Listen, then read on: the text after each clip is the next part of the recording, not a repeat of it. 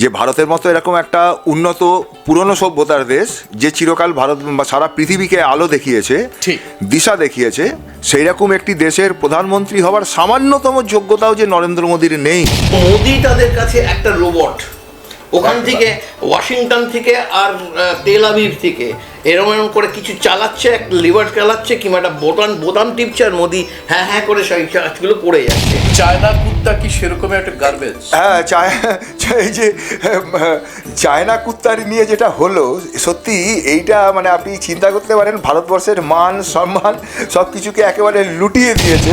ভারতের মানুষকে আবার দাসত্বের শৃঙ্খলে বেঁধে রাখার জন্যই কি নরেন্দ্র মোদী এদের সঙ্গে দালালি করছে?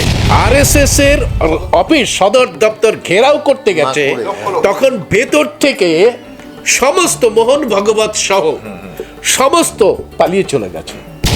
অর্থাৎ আপনি যে কথা বললেন, জায়গা পাবে না।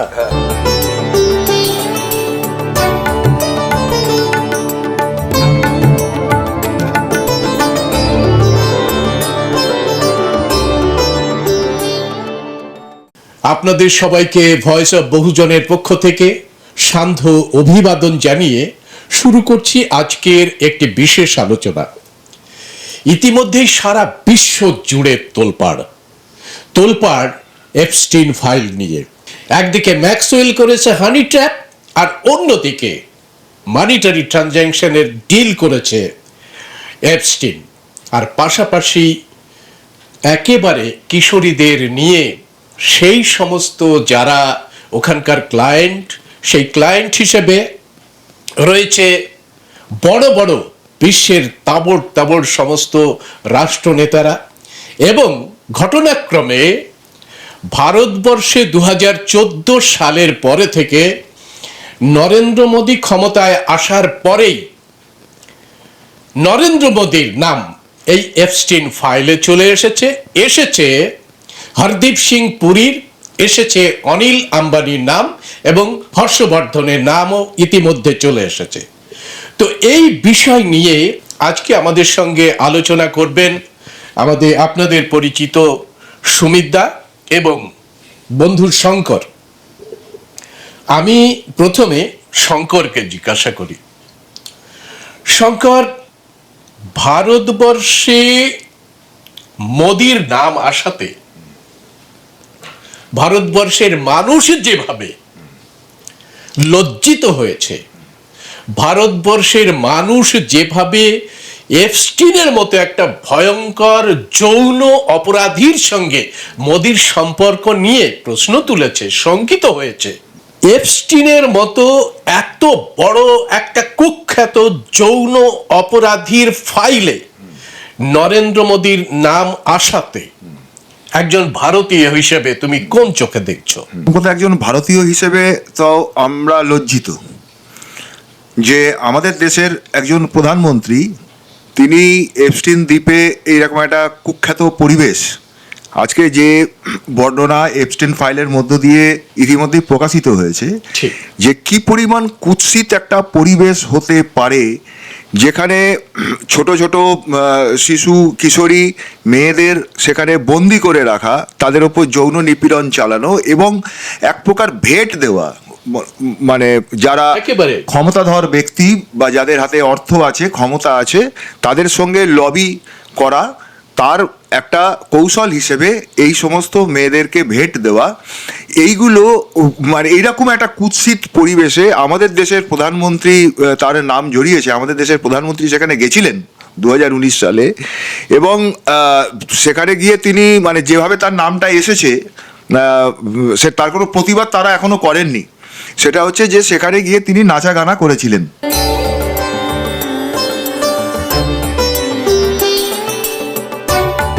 এপস্টিন নিজে লিখেছেন যে সেটা কাজ করছে, এবং মোদি ট্রাম্পকে খুশি করার জন্য নেতানিয়াহুর কাছে গিয়ে, ইসরায়েলে গিয়ে নাচা গানা করেছে। হ্যাঁ, তাহলে এখন এই রকম একটি অভিযোগ যেটা উঠেছে, সেটা একজন ভারতবাসী হিসেবে আমরা এটা ভাবতে পারি না। সেটা হচ্ছে যে আমাদের দেশের যে চিরকাল আমাদের দেশের যারা প্রধানমন্ত্রী হয়েছেন তাদের সাথে আমাদের নানান রকম রাজনৈতিক পার্থক্য থাকতে পারে, কিন্তু আপনি কি এটা কল্পনা করতে পারেন যে নেহেরু কোনো একজন বিদেশি রাষ্ট্রপ্রধানের সামনে গিয়ে নাচছেন গাইছেন তাকে খুশি করার জন্য? আজকে আমরা মানে এত নিচে নেমে গেছি, এত মানে নিচ একজন ব্যক্তি আমাদের দেশের প্রধানমন্ত্রী যে তিনি নির্লজ্জ, তিনি আবার এখানে গেছেন নরেন্দ্র নয়, হ্যাঁ সারেন্ডার মোদি হয়ে সারেন্ডার মোদি। তা আজকে এর ফলে ভারতবাসী হিসেবে আমরা লজ্জিত যে ভারতের মতো এরকম একটা উন্নত পুরনো সভ্যতার দেশ, যে চিরকাল ভারত সারা পৃথিবীকে আলো দেখিয়েছে, ঠিক। দিশা দেখিয়েছে, সেই রকম একটি দেশের প্রধানমন্ত্রী হওয়ার সামান্যতম যোগ্যতাও যে নরেন্দ্র মোদীর নেই, এবং তাকে যে অবিলম্বে মানে বরখাস্ত করা উচিত, তাকে এই ধরনের প্রধানমন্ত্রীকে যে ছুড়ে ফেলা উচিত জনগণের, এইটা খুব দিনের আলোর মতো আমাদের সামনে এই এপস্টেইন ফাইল প্রমাণ করে দিয়েছে। সুব্রমণিয়ম স্বামী পরিষ্কার বলছে যে মোদি গুজরাটের চিফ মিনিস্টার থাকাকালীন অন্তত 9-10 বার চায়নাতে গিয়ে এরকম নাচা গানা করে এসেছে, আয়াস করে এসেছে। অর্থাৎ মোদিকে আমরা জানি সে একজন প্যাথোলজিক্যালি একজন লায়ার, মিথ্যে কথা বলতে ভালোবাসে, কিন্তু তার মধ্যে যে এরকম একটা আয়াসী বিলাসী ভাবনা চিন্তা আছে, সেটা খানিকটা প্রমাণ পাওয়া গেছিল তার ওই 10 লাখি স্যুট বুটের মধ্যে দিয়ে, খানিকটা প্রমাণ পাওয়া গেছিল। কিন্তু আমরা তো দেখছি নির্লজ্জ, বেশরম, এর কোনো লজ্জা ঘান্না কিচ্ছু নেই। সারা পৃথিবীতে এখনো পর্যন্ত লেবার পার্টির যে সে পদত্যাগ করেছে, অ্যারেস্ট হয়েছে, ব্রিটেনের মানে রাজপুত্রের ভাই অ্যান্ড্রু, সে অ্যারেস্ট হয়ে তাকে জেলখানায় ঢুকিয়ে দিয়েছে। যেখানে রাজতন্ত্র চলছে তারা এইরকম সিদ্ধান্ত নিতে পারে, কিন্তু ভারতে গণতন্ত্র চলছে, ভারতে এই ধরনের সিদ্ধান্ত নিতে পারছে না যে মোদিকে ইমিডিয়েট অ্যারেস্ট করে তাকে জেলখানায় ঢুকিয়ে দেওয়া যেতে পারে। প্রথমত আমি বলি একটা কথা, যে গতকাল মোদি ইসরায়েলে নেতানিয়াহুকে জড়িয়ে ধরে কথা বলেছে, বিশ্ব পরিস্থিতি এবং ইসরায়েলের প্রশংসায় ভরিয়ে দিয়েছে, সই করেছে ইসরায়েলের সাথে চুক্তির। তো এখন সেটাতে আমি ভারতীয় হিসেবে এবং আমরা সকলেই ভারতীয় হিসেবে অত্যন্ত লজ্জিত যে ওয়ার ক্রিমিনাল যাকে বলা হচ্ছে, সেই ওয়ার ক্রিমিনাল হিসেবে নেতানিয়াহু চিহ্নিত।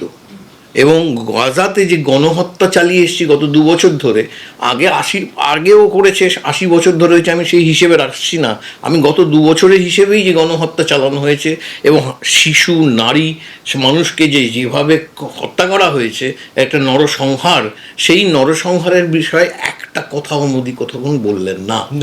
এটা ভারতের স্বাধীনতা সংগ্রাম, যে সংগ্রামের জন্য, সেই সংগ্রাম থেকে উঠে আসা যে ভারতের সদ্য স্বাধীন নেতৃত্ব, রাজনৈতিক নেতৃত্ব, তারা প্যালেস্টাইনকে সমর্থন করেছে এই কারণেই যে আমাদেরও একটা স্বাধীনতা সংগ্রাম ছিল, তো পৃথিবীর যে কোনো জায়গায় যে স্বাধীনতা সংগ্রাম হবে সেই সংগ্রামকে আমরা সমর্থন করব। মোদি কিন্তু প্রধানমন্ত্রী হওয়ার পর থেকে আস্তে আস্তে সেটা হাত গুটিয়ে নিলেন। আসলে মোদি যে সংগঠনের RSS, সেই সংগঠন হচ্ছে একেবারে মানে নিও নাৎসি, সেই নাৎসি যে চিন্তাভাবনা, যে মতাদর্শ, তার সাথে ইসরায়েল যেখান থেকে এসছে জায়নবাদ, এই জায়নবাদ এবং এই নব্য নাৎসি যে মতাদর্শ একেবারে অক্ষরে মিলে যায়। কারণ এটা হচ্ছে সেটলার কলোনিয়ালিজমের মানে একেবারে চূড়ান্ত মতাদর্শগত জায়গা, যে এই জায়গাটা আমি জবরদখল করব, এটাই আজকে পুঁজিবাদের জায়গা। এবং এই পুঁজিবাদের যে সংকটাপন্ন পুঁজিবাদ আজকের বিশ্বের, এই বিশ্ব পুঁজি, আজকে কোনো একটা দেশের পুঁজি বলা যায় না, এই বিশ্ব পুঁজির যে সংকটাপন্ন অবস্থায় আজকে এপস্টিন ফাইল দেখিয়ে দিয়েছে বিশ্ব পুঁজির দুটো দিক। একটা হচ্ছে বর্বরতা, এই বর্বরতা পুঁজিবাদী বর্বরতা, পুঁজিবাদী ব্যাপারটাই বর্বর, কিন্তু এইটা গাজায় যে ঘটনাগুলো ঘটেছে, যে নরসংহার ঘটেছে, সেটা সব কিছুকে ছাড়িয়ে গেছে। ইতিহাসেও এত বড় বর্বর ঘটনা কোথাও কখনো হয়েছে কিনা আমরা জানি না। এবং তারপরে আজকে আমরা এপস্টিন ফাইল থেকে দেখতে পাচ্ছি যে কোথায় তলিয়ে গেছে, সংস্কৃতিটাই কোথায় তলিয়ে গেছে, যেটা হচ্ছে মানে কি বলবো, একটা অবসিন জায়গায় পুঁজিবাদের অবসিনিটিটা পরিষ্কার সামনে এসেছে। এর মধ্যে কারা কারা ইনভলভ? এপস্টিন ফাইলসে দেখা যাচ্ছে পৃথিবীর বিভিন্ন রাষ্ট্রপ্রধানরা ইনভলভ, রাষ্ট্র নেতারা ইনভলভ, এবং তার সাথে সাথে নানান ধরনের মানে পুঁজিবাদী শক্তি, বিল গেটস, জুকারবার্গ, হ্যাঁ, এলন মাস্ক, এরা কেউই বাদ যাচ্ছে না। এদের যে লক্ষ লক্ষ কোটি কোটি টাকা, ডলার, এই যাদেরকে বিলিয়নিয়ার বলা হচ্ছে, এই ট্রিলিয়নিয়ার, বিলিয়নিয়ার, এই যে যারা এই পুঁজির পাহাড়ের ওপরে বসে আছে, পুঁজিকে দখল করার চেষ্টা করছে, সেই তারাই হচ্ছে এই এপস্টিন ফাইলে তাদের নাম দেখা গেছে। যে এপস্টিন যে যৌন অপরাধগুলো করেছে তার সাথে জড়িত বলেই মোদির নাম এসছে, এবং সেই কারণে মোদির সাথে গতকাল পবন খেরা, কংগ্রেসের যে মুখপাত্র, তিনি একটা ইন্টারভিউ করেছেন। সেই ইন্টারভিউতে তিনি একেবারে কোন সময়, কোন ডেটে, কবে কি হয়েছে সেগুলি দেখিয়েছেন। 2017 সালে মোদি যখন প্রথম ইসরায়েলে যায় এবং গতকাল গেছে দ্বিতীয়বার, এই প্রথম 2017 সালেই সে ভারতবর্ষকে বিক্রি করে দিয়ে এসছে ইসরায়েলের কাছে। এবং সেইখান থেকেই, এবং এই যে এপস্টিনের নাম ওঠাটা, এবং তার যে যৌন অপরাধের কাজ, সেই কাজটা করেছে বলেই মোদিকে একেবারে সম্পূর্ণরূপে আষ্টে পৃষ্ঠে বেঁধে ফেলেছে। এই যে ভারত যুক্তরাষ্ট্রের যে ডিলটা তৈরি হয়েছে, সেই ডিলের ফলে, আমাদের এই ব্যবসায়িক চুক্তিটার ফলে আমরা কিন্তু, কারণ সমস্ত ভারতবর্ষের, আপনি বাজারে গিয়ে সব আমেরিকান প্রোডাক্ট পাবেন, ভারতবর্ষের কৃষিতে ধূলিসাৎ হয়ে যাবে। আপনি সেদিকে দেখতে পাবেন আমেরিকার পুঁজি, তারা যে দামে আপনাকে ফল বিক্রি করতে হবে, আপনাকে সেই দামেই কিনতে হবে, সেটা না হলে আপনি না খেতে পেয়ে মরবেন। তো এই অবস্থায় নিয়ে এসেছে, এই সমস্ত দেশটাকে বেছে দিয়েছে একের পর এক। এবং এর পেছনে এই পবন খেরা দেখিয়েছেন, যেমন হার্দিক পুরী, তিনি একেবারে সরাসরি এপস্টিনের সাথে ডিল করেছেন। এই ডিলগুলো করা হয়েছে কিন্তু আদানির সাথে, আম্বানির সাথে, অনিল আম্বানি, এবং ইসরায়েলের থেকে আমরা আমাদের স্পায়ানেজ, যেটার নাম হচ্ছে মোসাদ, যে ওদের দেশে স্পাইরিং, এই মোসাদেরই লোক ছিল এপস্টিন। এবং এই মোসাদের থেকে এবং অন্যান্য ধরনের স্পায়ানেজ, এই সমস্ত কিছু, এবং যুদ্ধকে কিভাবে রাজনৈতিক স্বার্থে এবং অন্যান্য সাথে ব্যবহার করা হয়, এটাও সে ইসরায়েলের কাছে শিখেছে, ইসরায়েল নিয়ে এসছে। আপনার মনে আছে ভারতবর্ষে 2019 সালে যে ভীমা কোরেগাঁও কেস, সেখানে যে একের পর এক লোককে ধরা হলো, বিশেষ করে রনা উইলসনের কম্পিউটারে দেখা গেল তার ইমেলকে করে দেখা গেল সেখানে সব সাজানো বসিয়ে দেওয়া হয়েছে তার ইমেলে। কিন্তু এটা কি, কোন স্পাইওয়্যারে, কোন ইয়েতে কিভাবে এটা সম্ভব হলো? এটা পেগাসাস, যেটা ইসরায়েলের দেওয়া, এবং সেটা প্রচুর দাম দিয়ে নরেন্দ্র মোদী কিনেছে। এই ডিফেন্স ডিল এবং হাইফাই পোর্ট যেটা আদানিকে কিনলো, এদের জায়গা থেকে বাধ্য হয়ে আজকে মোদী যা বলছে, ওরা রাশিয়ার সাথে, ইরানের সাথে কবেকার আমাদের ভারতবর্ষের সম্পর্ক, সে যতই সেখানে ইসলামিক বিপ্লব হোক, নারীর সম্মান হোক, কিন্তু ইরানের সাথে আমাদের সম্পর্ক বহুকালের, সাংস্কৃতিক সম্পর্ক বহুকালের ধরে, সেই সম্পর্ককে শেষ করে দিল আজকে ইরানের থেকে আলাদা হয়ে গিয়ে, কারণ ট্রাম্প যাচ্ছে যুদ্ধে। আমরা দেখেছি যে বিশ্ব রাজনীতিতে কিভাবে সুন্দর শান্তিপূর্ণ অবস্থান নিতে পারে। পাশাপাশি ভারতবর্ষ একটি ভ্যালুজের উপরে একটা রয়েছে, একটা চরিত্র রয়েছে, প্রত্যেকটা মানুষের একটা চরিত্র রয়েছে। এপস্টিন যে প্রয়োজনে সে ওই দ্বীপটি কিনল, দ্বীপটি ক্যারিবিয়ান অঞ্চলের, ক্যারিবিয়ান সাগরের একটি দ্বীপ, নির্জন দ্বীপ, তাকে বলা হতো ভার্জিন দ্বীপ। সেই দ্বীপের ওখানে যাওয়ার পরে সে প্ল্যানিংটা সাজালো, ধরা পড়ে গেল 2005 সালে। তারপরে 2008 সালে সে অ্যারেস্ট হলো, 13 মাস 14 মাস সে জেলখানায় ছিল, এবং সেখানেই পরিষ্কার হয়ে গেছে যে এর থেকে ঘৃণ্য যৌন অপরাধ কিছু হতে পারে না, এবং তার সঙ্গ ত্যাগ করার চেষ্টা করেছে অনেকে। এসব জানা সত্ত্বেও ভারতের প্রতিনিধি। তারপরে তিনি মারা গেছেন বলা হয়, হ্যাঁ, 19 তিনি মারা গেছেন, মেরে ফেলা হয়েছে আমরা জানি। মেরে ফেলা হয়েছে আমরা জানি না। অনেকে বলছে না, সে ইসরায়েলে দাড়ি দুড়ি নিয়ে ঘোরাফেরা করছে, আমরা জানি না সেই পার্টটা। ধরে নিলাম 2019-এ মরে গেছে।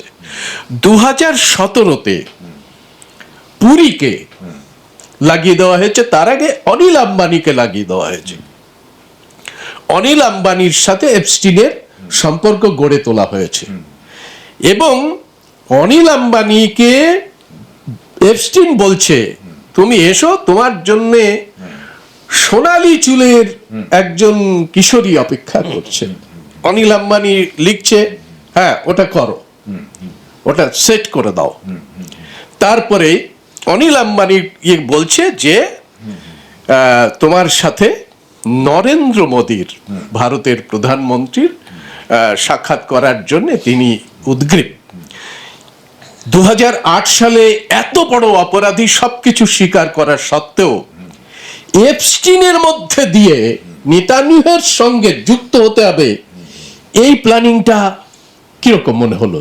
যে নেতানিয়াহু সে একজন রাষ্ট্রপ্রধান, নেতানিয়াহু সেও একজন রাষ্ট্রপ্রধান, তো রাষ্ট্রপ্রধানের সঙ্গে যুক্ত হতে গেলে এরকম একটা সেক্স স্ক্যান্ডালের সঙ্গে যে জড়িত অপরাধী, যৌন অপরাধী, ভায়া তার মধ্যে যেতে হবে কেন? এর মধ্যে কি রয়েছে, কোন খেলা রয়েছে? এদের প্রত্যেকেরই, মানে এমন নয় যে নরেন্দ্র মোদী খুব বাধ্য হয়ে বিষয়গুলো করছেন।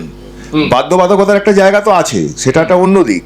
কিন্তু কথা হচ্ছে যে এরা প্রত্যেকেই, যে নরেন্দ্র মোদী, এপস্টিন, ট্রাম্প, তারপরে হচ্ছে যে আপনার এই যে বিল গেটস, তারপরে হচ্ছে এই জুকারবার্গ, এই যে সারা দুনিয়ার অর্থনীতি এবং রাজনীতিকে যারা নিয়ন্ত্রণ করে, এই যে বড় বড় মাথারা রয়েছে সারা দুনিয়াতে, এদের প্রত্যেকেরই বেসিক যে চরিত্র সেটা এক।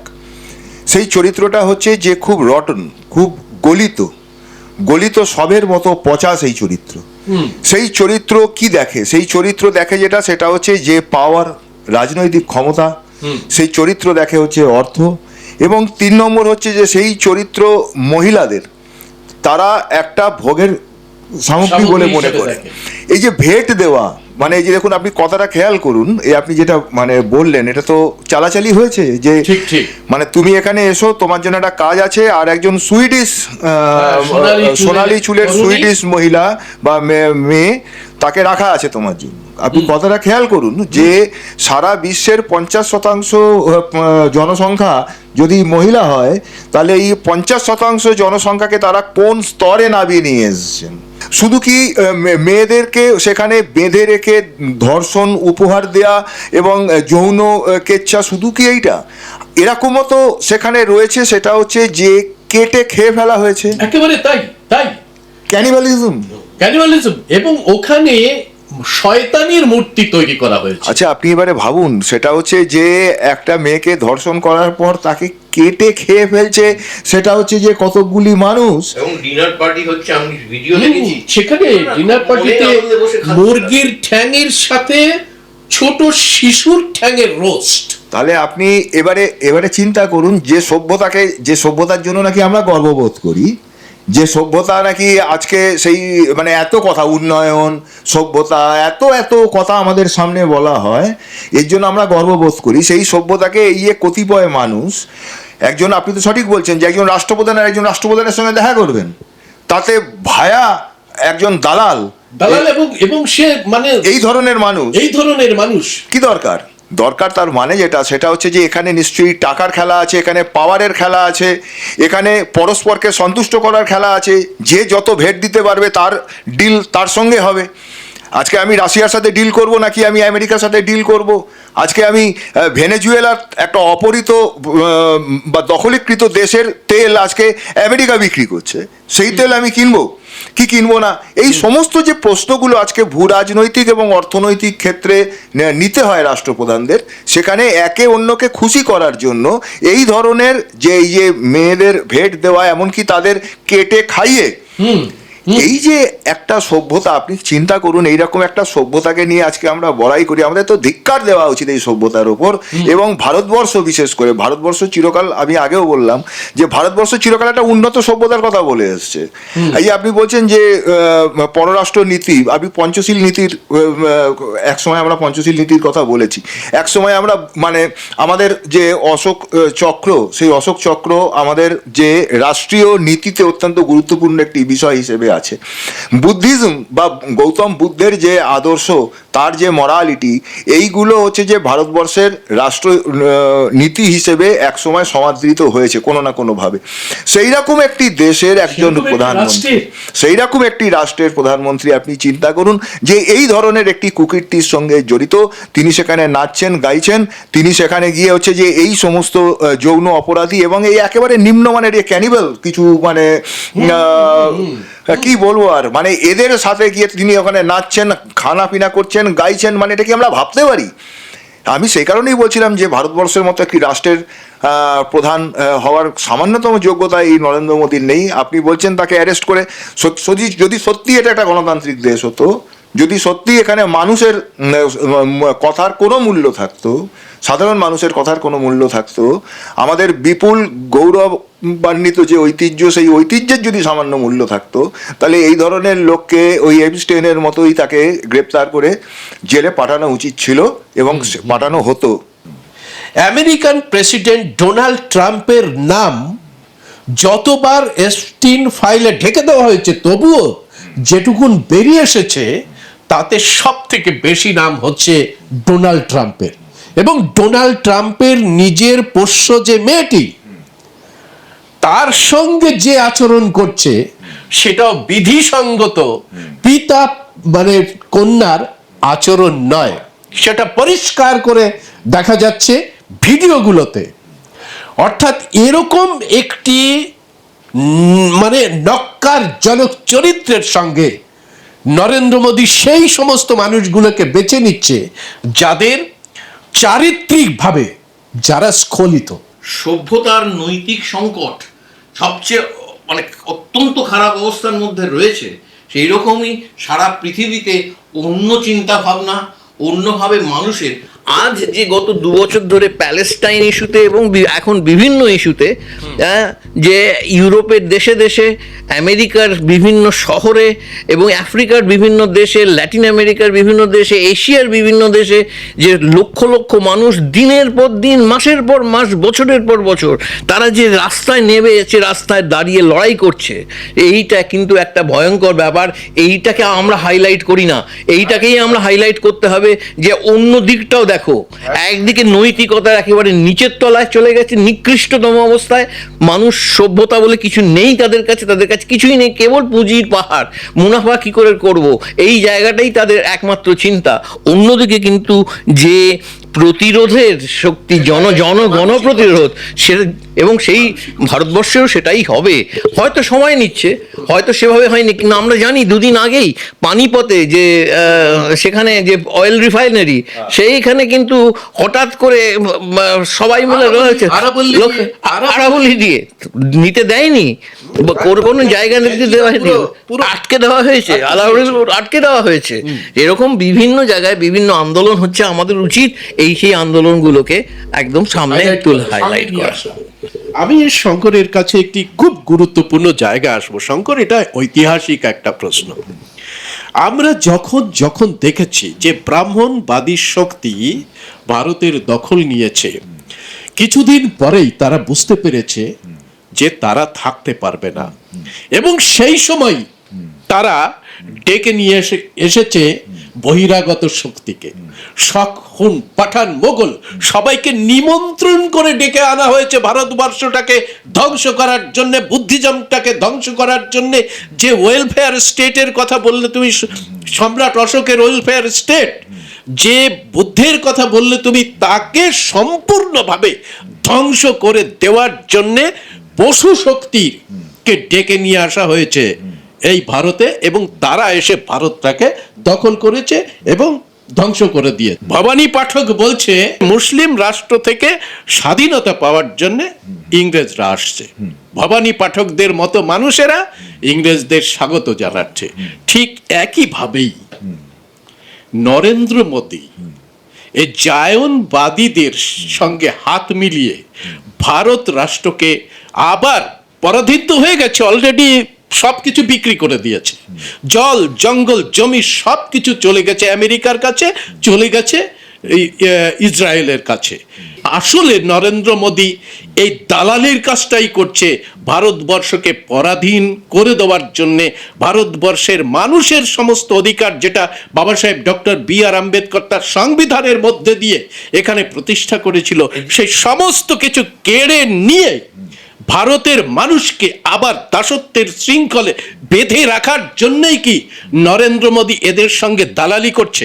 আরএসএস যেখান থেকে নরেন্দ্র মোদীর উৎস, সেই আরএসএস কিন্তু পরাধীন থাকা অবস্থাতেই এই দালালি করে এসছে। কোনোদিনই সে স্বাধীনতার জন্য লড়াই করেনি, কোথাও লড়াই করেনি। শঙ্কর, দেখুন, প্রথমত একটা জিনিস আমাদের মানে মাথায় রাখা দরকার, সেটা হচ্ছে যে ব্রাহ্মণ্যবাদী শক্তিটাই হচ্ছে যে কিন্তু ভারতবর্ষের বহিরাগত শক্তি। ভারতবর্ষের যে রুট, ভারতবর্ষের যে জড়, ভারতবর্ষের যে শিকড়, ভারতবর্ষের যে আত্মা, ভারতবর্ষ বলতে আমরা এই যা যা কিছু বুঝি, তার সাথে কিন্তু ব্রাহ্মণ্যবাদীদের কোনো সম্পর্ক নেই।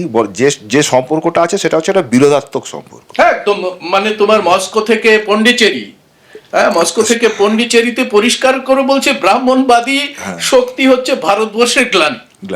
মাথা থেকে টিকি কেটে বাদ দিলে যেমন মাথার কোনো ক্ষতি হয় না, তেমনি ভারতবর্ষের মানে সভ্যতা থেকে ব্রাহ্মণ নামক এই রাক্ষসটাকে বাদ দিলে ভারতবর্ষের কোনো ক্ষতি হয় না। তাহলে এখন এরা চিরকালই যখন আপনি জানেন যে ইংরেজরা যখন ভারতবর্ষে আসে, তখন তারা প্রথম এটা তো দেখে, সেটা হচ্ছে যে এখানে যে এই যে সংস্কৃত যে ভাষাটি আছে, সেই সংস্কৃত ভাষাটির সাথে ল্যাটিন এবং হচ্ছে যে মানে গ্রিক, ল্যাটিন, স্লাভিক এগুলোর খুব মিল আছে। সুতরাং এর পেছনে তারা ধীরে ধীরে সেই থিওরিটা তৈরি হয়, সেটা হচ্ছে যে এটা হচ্ছে যে সেখানে একটা নিশ্চয়ই যে ইন্দো ইউরোপিয়ান ভাষা ছিল, সেই ইন্দো ইউরোপিয়ান ভাষা থেকে ইত্যাদি হয়েছে, এরকম একটা থিওরি তারা নেওয়ায়। এবারে যেটা হয় সেটা হচ্ছে যে এরা ভাবতে শুরু করলো, ভারতবর্ষের যে ব্রাহ্মণ্যবাদী শক্তি দ্বারা ভাবতে শুরু করলো যে আরে ইংরেজ তো আমার তো মেলায় হারিয়ে যাওয়া ভাই, ইংরেজের প্রতি ঘৃণা তার কেন থাকবে, কি করে থাকবে? ইংরেজরা ভারতবর্ষ শাসন করছে, তাদের কোনো ক্ষতিবৃদ্ধি কোনোদিনই ছিল না। সাভারকার তো পরিষ্কারই বলেছিলেন মুচলেখা দিয়ে, সেটা হচ্ছে যে আমি ইংরেজের বিরুদ্ধে কখনোই লড়বো না, যৌবনের উত্তেজনাবশত লাফিয়ে ঝাঁপিয়ে ছিলাম, ছাড়া পেয়ে গেলে আমি আপনার সেবায় চিরকাল থাকব। আজকে পর্যন্ত সেটা হচ্ছে যে বিদেশি শক্তির যে শাসন, সেই বিদেশি শক্তির শাসন তাদের কাছে খুব মোটেই গ্লানির বিষয় নয়, তাদের কাছে সেটা কাম্য একটা বিষয়। আজকেও তারা নেতানিয়াহু হোক বা ট্রাম্প হোক, তাদেরকে যেভাবে গিয়ে তার জাপটে ধরছেন, যেভাবে করমর্দন করছেন, যেভাবে একদম মানে আকর্ণ বিস্তৃত হাসি হেসে একেবারে বিগলিত হয়ে লুটিয়ে পড়ছেন। আর তারা কি করছে? তারা একের পর এক শুল্ক চাপাচ্ছে, তারা একের পর এক শর্ত, তুমি তেল কিনছো কি কিনছো না তার জন্য আমার একটা এজেন্ট তোমার ঘাড়ের উপর বসে থাকবে, তার একটা নজরদারি কমিটি থাকবে, মেনে নিচ্ছেন। সুতরাং এই যে স্লেভারি বা দাসত্বের যে মনোবৃত্তি, এইটা ব্রাহ্মণ্যবাদীদের কিন্তু একেবারে মানে মজ্জাগত। এই মজ্জাগত হওয়ার কারণেই তারা কোনোদিন ভারতবর্ষের স্বাধীনতা সংগ্রামেও অংশগ্রহণ করেননি। তারা চিরকাল এটা বলেছেন যে ইংরেজের শাসন আমার পক্ষে ভালো। আসলে এই যে উন্নততর দেশের সাথে আমেরিকা টেকনোলজিতে একেবারে এলন মাস্কের মতো লোক রয়েছে, তো এরকম মানুষের সঙ্গে মানে বন্ধুত্ব করে ভারতবর্ষ টেকনোলজিতে কিংবা কোনো কিছুতে কম্পিট করতে পারছে না কেন? না, টেকনোলজিতে যদি আপনাকে যোগ্য হতে হয়, আপনাকে যদি এগিয়ে যেতে হয়, তাহলে আপনাকে নিজের টেকনোলজি নিজে তৈরি করতে হবে। টেকনোলজি আপনাকে কেউ দেবে না, আপনাকে যেটা দেবে সেটা হচ্ছে যে তাদের পুরনো হয়ে যাওয়া 4th জেনারেশনের টেকনোলজিটা আপনাকে বিক্রি করবে। আধুনিক টেকনোলজিটা তার কাছেই রাখবে। এটাই সাম্রাজ্যবাদের নিয়ম। সাম্রাজ্যবাদ সবসময় যেটা করে যে সে যখন অন্যকে, যে কেউ একজন, আপনি যদি অন্য কাউকে নিয়ন্ত্রণ করার কথা ভাবেন, গার্বেজটা আরেকজনের উপর দেবেন আর শক্তিটা নিজের হাতে রাখবেন, তাই না? আচ্ছা, আচ্ছা। তো ওরাও তাই করছে, যে শক্তি যেটা, চায়না কুত্তা কি সেরকম একটা গার্বেজ? হ্যাঁ, এই যে চায়না কুত্তারি নিয়ে যেটা হলো, সত্যি এইটা মানে আপনি চিন্তা করতে পারেন, ভারতবর্ষের মান সম্মান সব কিছুকে একেবারে লুটিয়ে দিয়েছে। এই যে চায়না কুত্তা চুরি করে এনে আবার এক্সেলেন্সি, হ্যাঁ। এটা তো সেই, ইন্দ্র। আরে বলছে ইন্দ্র গরু চুরি করছে আর নরেন্দ্র মোদী কুত্তা চুরি করছে। হ্যাঁ, মানে আমি বললাম এই ধারাবাহিকতা সমান তালে চলেছে, মানে সেই ট্র্যাডিশন সমান তালে চলেছে। মানে এই যে আপনি একেবারে খুব সঠিকভাবেই বলেছেন, এই যে চুরি করা জিনিসের দিয়ে আত্মগর্ব, এইটাই তো হচ্ছে যে তথাকথিত শ্বেত সভ্যতা। আমি যদি বলি যে তথাকথিত শ্বেত সভ্যতার বৈশিষ্ট্য হচ্ছে যে চুরি করা ধনে আত্মগর্ব। আজকে ইংল্যান্ডের পরের ধরে ইংল্যান্ডের শিল্প বিপ্লবটাই হতে পারতো না যদি তার পুঁজি সে ভারতবর্ষ থেকে এবং বিশেষ করে এই বাংলা থেকে যদি সে লুণ্ঠন করে না নিয়ে যেত। আর এখানে একের পর এক দুর্ভিক্ষ। আজকে যত ঠাটবাট পশ্চিমের, এই সমস্ত ঠাটবাট গোটা পূর্বকে, ভারতকে থেকে শুরু করে পুরনো সভ্যতার দেশগুলোকে লুট করে তছনছ করে দিয়ে সেই তারই তো রিফ্লেকশন, সেই ধনেরই তো রিফ্লেকশন। এইটাই তথাকথিত শ্বেত সভ্যতা, তার বৈশিষ্ট্য। নরেন্দ্র মোদীদের মতো ব্রাহ্মণ্যবাদীরা সেই শ্বেত সভ্যতার একটা অংশ। সেই অংশ হিসেবেই তাদের রক্তে এটা আছে যে আমি কি করে চুরি করে নিতে পারি। এই চুরি সেখানে ট্র্যাডিশন, ইন্দ্র থেকে নরেন্দ্র, একদম ইন্দ্র থেকে নরেন্দ্র। হ্যাঁ, গরু চুরিটা এখন কি কুত্তা চুরিতে পরিণত হয়েছে এখন। সেইটাই হচ্ছে আমাদের দুর্ভাগ্য। গরু চুরি কুত্তা চুরিতে পরিণত হয়েছে, ঠিক আছে।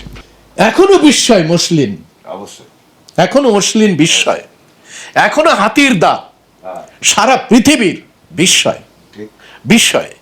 কিন্তু সেরকম একটি দেশ যেখানে মৌর্যদের রাজপ্রাসাদে এসে মেগাস্থিনিসের মতো অত বড় একজন পণ্ডিত ব্যক্তি অবাক হয়ে গেছে যে এই যে যেটা আমি দেখতে পাচ্ছি, প্রত্যেক মানুষ স্বাস্থ্যবান, কারো কোথাও দারিদ্রতা নেই। যে রাজপুরীটি আমি দেখছি সেটা গ্রীসীয় রাজপুরীর থেকেও অনেক বেশি। এখানে সোনার চিড়িয়া উড়ে বেড়ায়, দুধের সাগর খেলে, এই সমস্ত বর্ণনা করেছে মেগাস্থিনিস। এই যে ব্রাহ্মণবাদী শক্তি আসার পরে নরেন্দ্র মোদীকে আমরা এখানে দেখছি, দেখার পরে বুঝতে পারছি যে ব্রাহ্মণ্যবাদী শক্তি একটা মন্বন্তর ঘটায়, একটা সময় দুর্ভিক্ষ মন্বন্তর ডেকে আনে। এবং ভাবতে পারছেন করোনার সময় এই যে মোহন ভগবত, সে চার্চিলের কথা মনে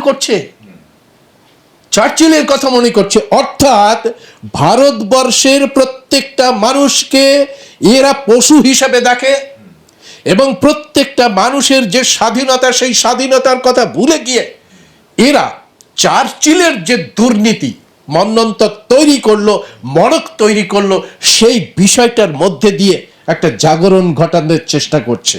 বলছে যে ধ্বংস না হলে সৃষ্টি হয় না। নরেন্দ্র মোদী, মোহন ভগবত, অর্থাৎ এরা চাইছে ভারতবর্ষ ধ্বংস হোক, ভারতবর্ষের মানুষ গোল্লায় চলে যায়। কি বলবেন? ওরা যেটা ধ্বংস করবে, ভারতবর্ষের মানুষ আবার সৃষ্টি করবে। বাহ বাহ বাহ বাহ, সাধু। কোনদিনই ভারতবর্ষের সৃষ্টিশীলতা যে শুধু ভারতবর্ষে না, পৃথিবীর প্রত্যেকটা জায়গায়, প্রতিটা দেশের, প্রতিটা মানুষের এর মধ্যে যে সৃষ্টিশীলতা আছে, এদের এই যৌন অপরাধমূলক যে কাজকর্ম, সেই কাজকর্ম দিয়ে সেই সৃষ্টিশীলতা এরা কোনোদিন অর্জন করতে পারবে না। আজকে ওরা এলন মাস্ক থেকে শুরু করে আমেরিকার টেকনোলজির গর্ব করে। আমরাও সব এখান থেকে বিভিন্ন আইআইটি এবং বিভিন্ন জায়গা থেকে পড়াশোনা করে আমাদের ইচ্ছে হচ্ছে আমেরিকা যাব, কারণ আমেরিকার টেকনোলজি আছে। টেকনোলজি কি মানুষের কোনো কাজে লাগছে?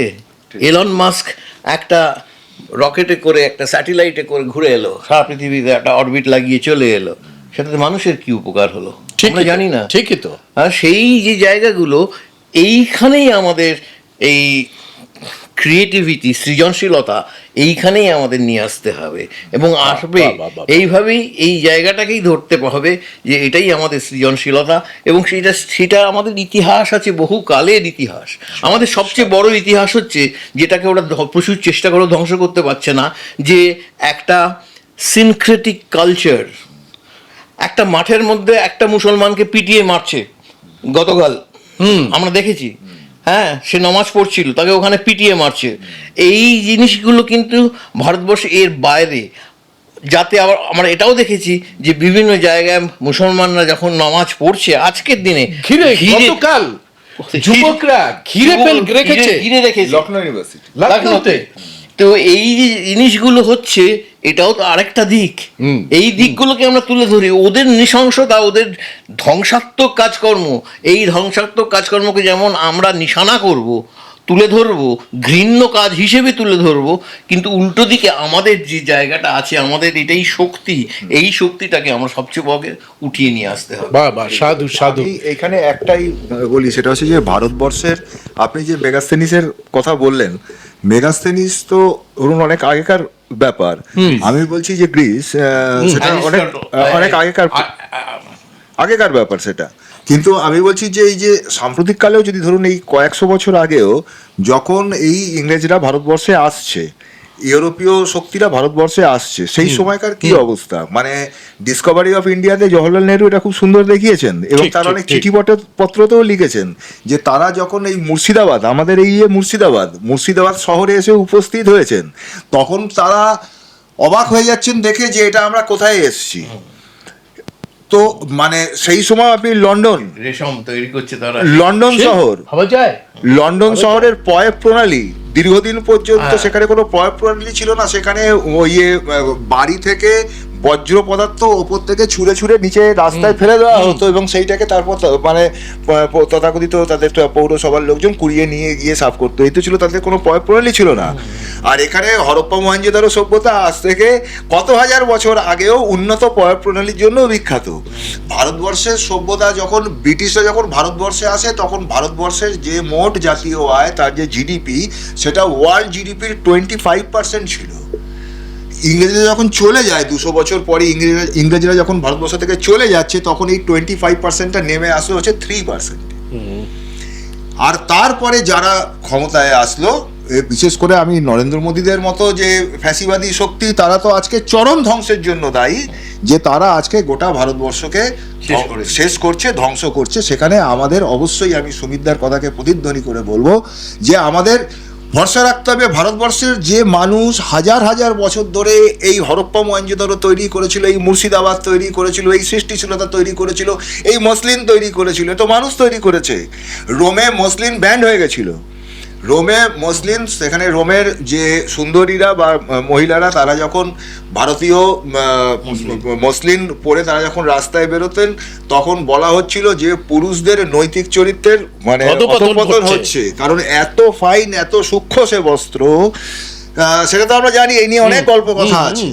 সুতরাং যে মানুষের সৃষ্টিশীলতা মসলিন তৈরি করেছে, যে মানুষের সৃষ্টিশীলতা এই গোটা ভারতীয় উপমহাদেশ জুড়ে তার অর্থনীতি এবং রাজনীতিকে নির্মাণ করেছে, বৌদ্ধ ধর্মের মতো এমন একটি ধর্মকে মানে সারা পৃথিবী জুড়ে ছড়িয়ে দিয়েছে, সেই মানুষ আজকেও আমরা দেখছি। সেটা হচ্ছে যে এই যে আজকের এই ঘৃণায় এবং বিদ্বেষের আবহে যখন মুসলমানরা নামাজ পড়ছেন, তখন হিন্দুরা সেখানে ঢাল হয়ে দাঁড়াচ্ছেন। আবার আপনি দীপকের কথা খেয়াল করুন, উত্তরাখণ্ডে সে বলছে যে তোমার নাম কি, যখন গুন্ডারা ওকে জিজ্ঞেস করছে, সে বুক টান করে বলছে মেরা নাম দীপক মোহাম্মদ দীপক ভাই, মোহাম্মদ দীপক।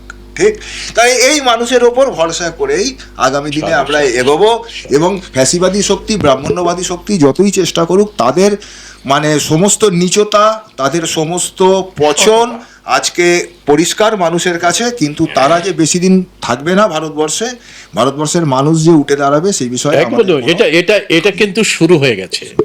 এটা শুরু হয়েছে গত 22 তারিখে বামসেপের একটি বিশাল সম্মেলন ছিল। সেই সম্মেলনে ভারতের যে ক্ষত্রিয় সমাজ, তারা বলছে আমরা ভারতের মূল্যবাসী, এবং সেই ক্ষত্রিয় সমাজ থেকে তলোয়ার উপহার দেওয়া হয়েছে বামসেপকে। সেই তলোয়ার নিয়ে যখন আরএসএস এর অফিস সদর দপ্তর ঘেরাও করতে গেছে, তখন ভেতর থেকে সমস্ত মোহন ভগবত সহ সমস্ত পালিয়ে চলে গেছে। অর্থাৎ আপনি যে কথা বললেন, জায়গা পাবে না, একদম এরা এদের জায়গা পাবে, পালাবার জায়গা পাবে না।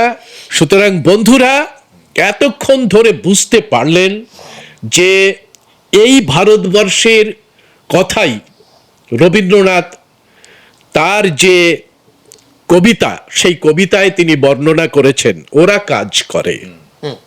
যেটা শঙ্করও বলল, যে যে মানুষরা মসলিন তৈরি করেছে, যে মানুষরা কৃষি উৎপাদন তৈরি করেছে, আজকে ভারতবর্ষের কৃষিটাকে বয়কট করে আমেরিকান কৃষি এখানে আনলেও আমেরিকান কিছু এখানে চাষ হবে না, হবে না।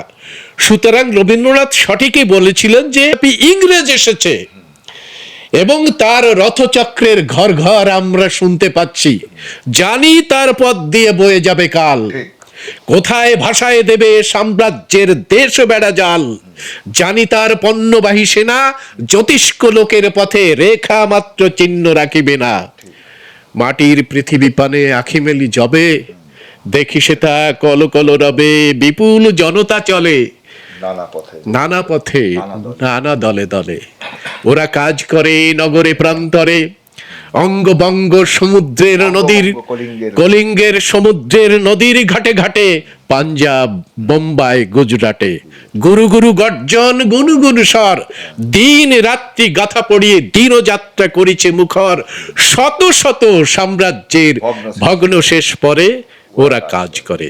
সুতরাং সাথী, ভয় পাওয়ার কিছু নেই, বিচলিত হবার কিছু নেই।